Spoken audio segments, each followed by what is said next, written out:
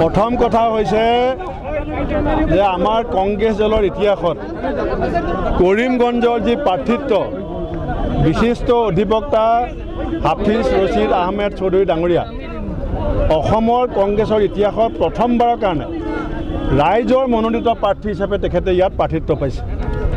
APCC AICC এবাৰ সিদ্ধান্ত লোৱা নাই।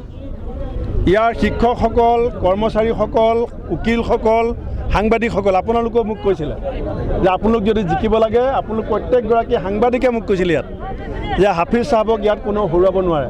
আৰু আজি আপোনালোকে দেখিছে এখন গাড়ী আমি ভাড়ালৈ দিয়া নাই।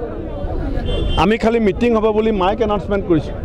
যি ধৰণে হাইলাকান্দি কৰিমগঞ্জৰ মানুহে যোৱা সময়ছোৱাত স্বতঃস্ফূৰ্তভাৱে হিলদোল ভাঙি এগৰাকী বিশিষ্ট অধিবক্তা উচ্চ শিক্ষিত ব্যক্তি বুলি আমাৰ প্ৰাৰ্থীগৰাকীক সমৰ্থন দিছে।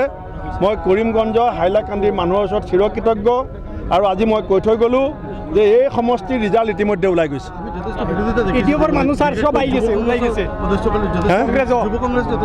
একো নহয়, যেতিয়া ৰাইজে হৈছে গণতন্ত্ৰত ভাগ্য বিধাতা। কোনোবা এজন দুজন ব্যক্তিৰ ভাল পোৱা বেয়া পোৱাৰ কাৰণে এতিয়া কৰিমগঞ্জৰ যি সিদ্ধান্ত সেয়া বদলি নহয়। কৰিমগঞ্জৰ যিজন প্ৰাৰ্থী সেইজন অসমৰ মানুহৰ পচন্দৰ প্ৰাৰ্থী।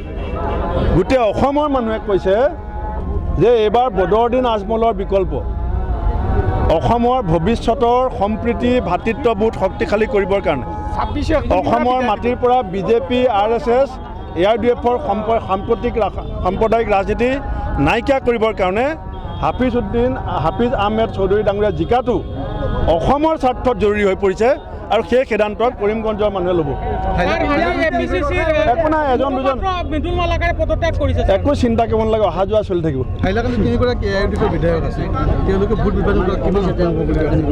এতিয়া অসমক ভাল পোৱা, কৰিমগঞ্জক ভাল পোৱা, হাইলাকান্দিক ভাল পোৱা মানুহে সিদ্ধান্ত ল'ব। এতিয়া দলৰ স্বাৰ্থ, ব্যক্তিৰ স্বাৰ্থ নহয়, জাতীয় স্বাৰ্থত কৰিমগঞ্জৰ কংগ্ৰেছ প্ৰাৰ্থীক ৰাইজে হাতৰ চিনত ভোট দিব।